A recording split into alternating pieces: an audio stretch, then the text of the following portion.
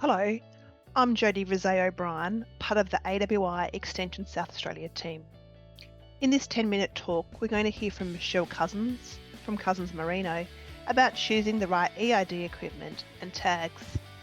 This 10-minute talk was recorded at an eID workshop for productivity and profitability at Kyancutta in April 2024.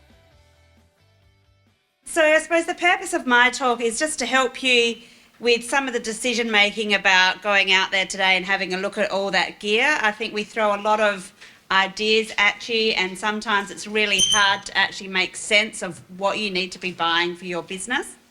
So hopefully this will help you with some of those questions that are helpful to be asking yourself about what you should be looking at. So when we're thinking about what to purchase, it's really good to make sure, and I think this is what we'll be I know that's what we're going to be working on today with you, going through some of your production goals and benchmarks so that you've got a clear idea of what you're looking to measure and what it will achieve for your business. Because as Mark's alluded, there's absolutely no point collecting data or information if there's of no benefit to you. So it's important to look at what your current infrastructure is as well. So I have a lot of people that kind of think going to get an auto draft is going to be the best thing for them, but they've got sheep yards that are falling down around them, bad lead-in races. So the auto draft is actually not going to be a miracle worker until you actually get some of the basics right first. So it's just making sure that you've got the whole big picture and you're not just rushing out and buying equipment because that's what you think you should be doing.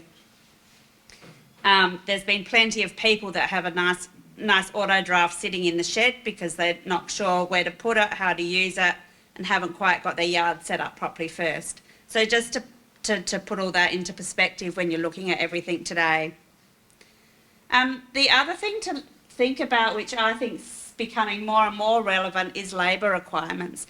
I think you guys are probably in the same boat that the rest of the country's in at the minute, in that we always seem to be short of labour. The use of eID with the readers and the handlers, it makes a huge difference in OH&S. I know for me, being slightly vertically challenged, leaning over sheep yards, trying to read ear tags, the use of eID is so much better. If you can have a stick reader or a panel reader and read a tag, amazing difference, especially if you're looking at some horn merinos or anything like that. A lot safer, a lot easier to use.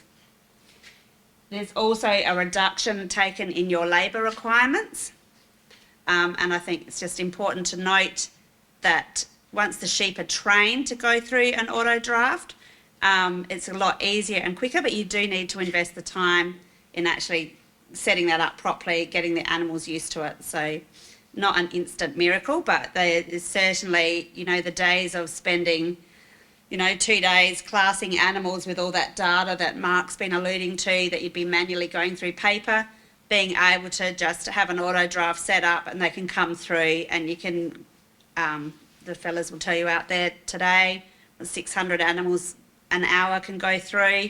You can get that done in like half a day. So amazing time saving that you can actually achieve. It also can help create you to be an employer of choice. So I think that's something else to consider if we're looking to attract young ones back through the industry, looking to attract some employees onto your properties.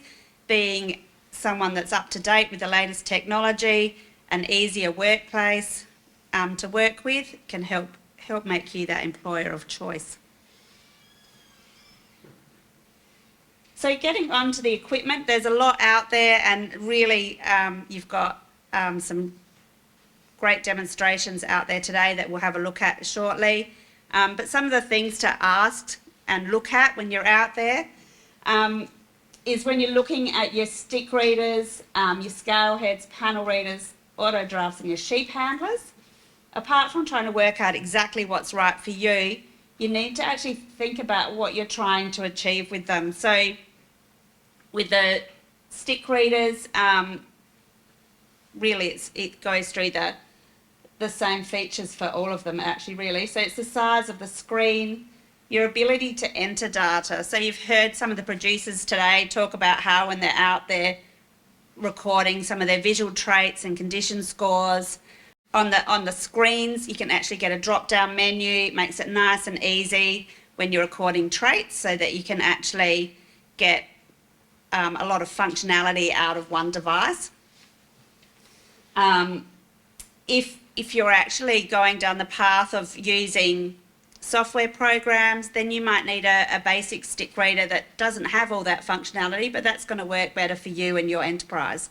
So it's just trying to make sure that you've actually got a clear idea of what you're trying to achieve first when you're looking at things.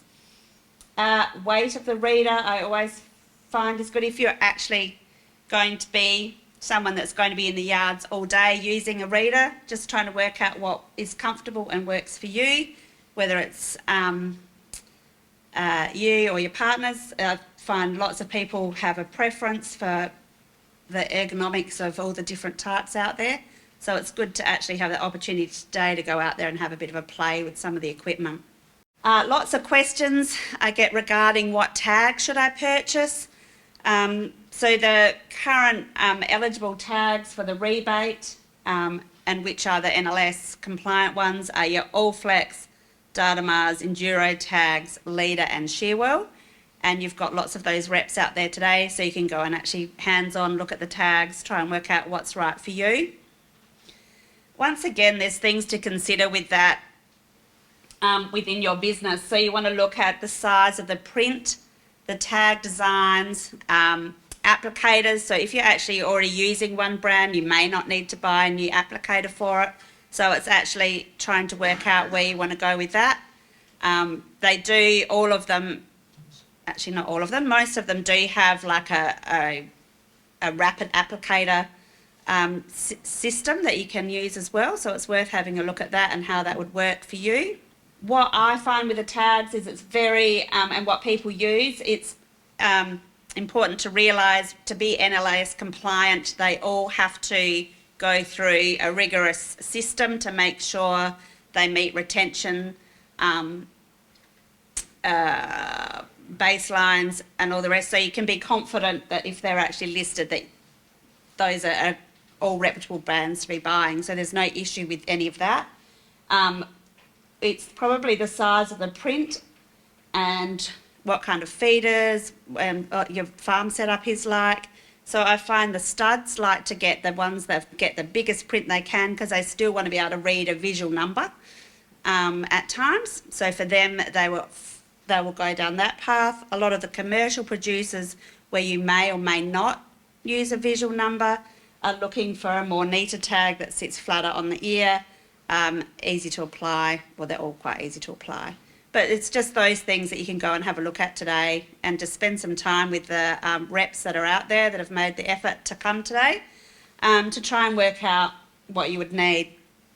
I do get lots of questions on retention and people having issues.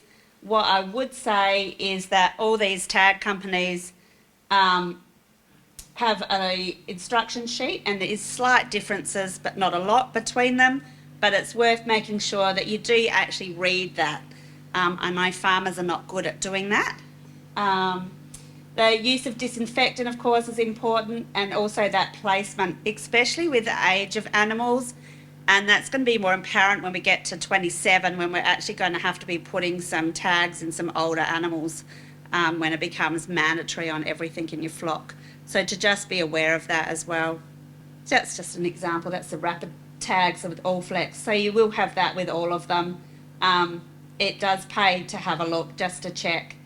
I think where I had instances of people with retention issues, they actually, you know, it can be, if it's the one person putting that tag in all day, they tend to get a bit lapsed towards the end of the day, getting tired. So maybe look at changing over who's doing the tag applicating. It was people putting it in older ewes, and they were finding that they were putting them in the slightly wrong spot, and they were actually getting caught in fences and things and getting torn. So it's just making sure that you do all of those.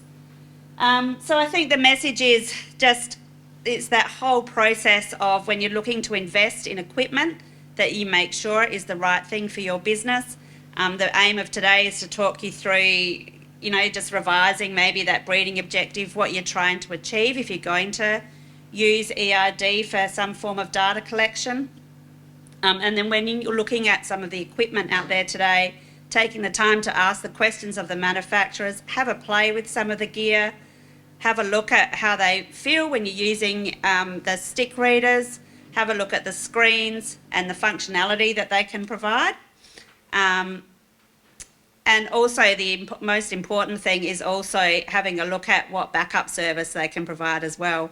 And I think all of the companies have really made a big effort to improve that.